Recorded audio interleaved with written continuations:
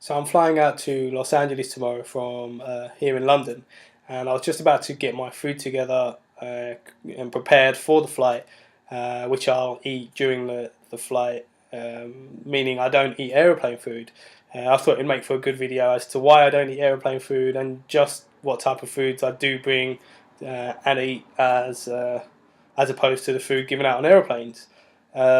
This is quite a new thing for me. I've only done it once before in my last trip abroad flying back in March. Prior to that, I'd eat aeroplane food like everyone else, even though knowingly realizing that it wasn't really great for me in many ways, which I'll go on to talk about in a moment.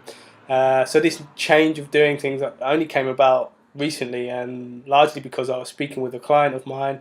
As with most clients, she travels internationally on business, and we were talking about that, and then we got onto the topic of aeroplane food and how I had a disliking for it, and to my pleasant surprise, she said the same. And she then went on to say that she didn't eat aeroplane food, that she actually took her own food and ate that throughout her flight and felt that much better for it. So on the back of that, I did it for the first time myself back in March, as I said earlier, and I can vouch for the benefits of doing so.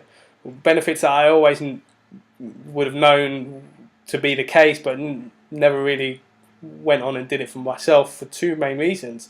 One was I just was in the mindset of, well, it's just more convenient to eat aeroplane food, and coming off the flight, I can then go back to my healthy ways afterwards. So I kind of made that choice and that sacrifice just to eat whatever was available on the aeroplane and deal with getting back into things on the other side, so to speak. But in addition to that, if I'm honest, I guess I really wasn't aware that you could take on your own food, especially food that you'd made at home and prepared, then you took to the airport and then onto the airplane. Without ever doing any research or really paying any thought, I just didn't really think you could do that. So, with those things changing, my circumstances and my realization changing, I guess I decided to do it for myself, and yeah, that's what I've been doing now, and that's what I'll continue to do. And the main reasons for not eating this aeroplane food can pretty much be put down to three things. The most important one for me is that this pre-cooked, packaged, processed stuff that they give you on airplanes is garbage. It's not real food. So in that regard, it's void of any real nutritional quality or value, and that is obviously in the long term, eating food of poor quality is detrimental to your health and well-being. But acutely, I'm an advocate of real food, full stop. So acutely, when you're not eating real food, from experience talking on airplanes, I would end up feeling bloated, tired, just groggy. You're eating food that is there to suppress your hunger, offer you sustenance, but not really provide you any nutritional value. So that's how I would feel after eating that type of food. And then secondary to that is that this real non-food that I like to use, garbage, basically has zero taste, or if it does taste of anything, it's usually salt or sugar.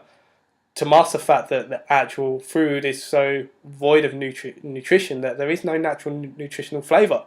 So that is another factor. And then tying that all in to the fact that, what is it, an 11-hour flight from London to Los Angeles?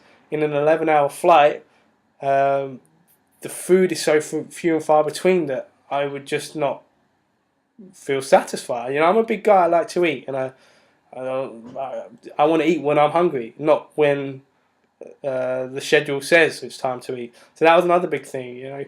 So you add those few factors together, and that would lead, well, at least for me, I can probably imagine it'd be the same for most people. So you get off the aeroplane, you don't feel your best. You don't feel anywhere near as good as you did when you got on the plane, and that's not even considering the time difference. So the 8-hour time difference, the jet lag, which would is unavoidable, but I do believe there are ways to work with that, and providing your body with garbage and feeling tired and lethargic and bloated, getting off the plane on the other side isn't a way to try and counter or support the jet lag that you then have to deal with. It only makes it harder to get into, whether it's your holiday or your trip for business. You want to put your best foot forward, get off the aeroplane, and feel like you can make that transition relatively quickly and smoothly.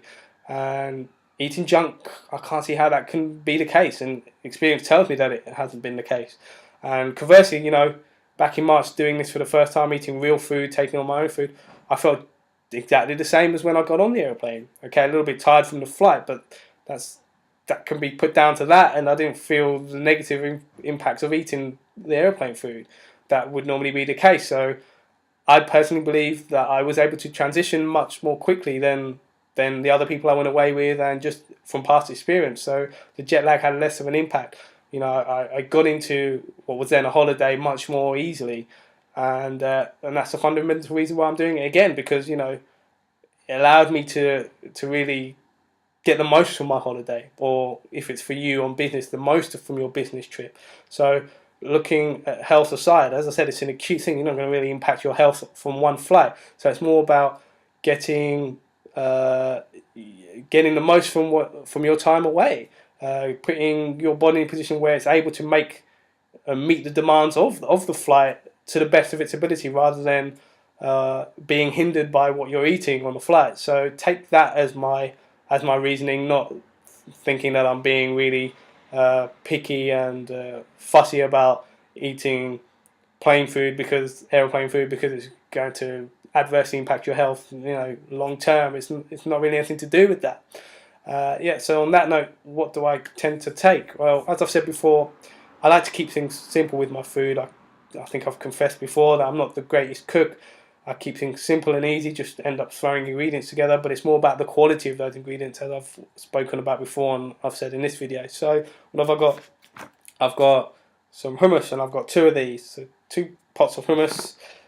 This is all organic stuff, by the way. It's the only thing I advocate. So this is all organic produce. Cucumber and carrots, which I'll dice up to make sticks. So cucumber sticks and carrot sticks to dip with the hummus. What else do I have? I have some minced lamb, which I will make into meatballs. Add a little bit of salt and pepper and some chili powder. I like a little bit of kick to them. Bung those in the oven and cook those off. And then I've got some drumsticks, which I'll do the same, season, and then roast off in the oven. And some apples lying around somewhere as well. So all organic stuff, all very simple to put together. This take no more than half an hour to knock together, and all set for tomorrow for an 11-hour flight, and I can eat as and when I want and feel just the same from boarding the airplane as I will when I get off the airplane. And that's the key, putting your best foot forward and going about your trip, holiday, business meeting, whatever it is, in the best state you can. So as with everything I say, it's about experience. So go out next time you're flying, for whatever reason, try it for yourself. Get some ingredients, the best quality you can afford. Knock some simple things together, and see how you feel coming out the other side of that aeroplane journey. And incidentally, doing the same coming back. It's not a one-way thing, so I do the same coming back.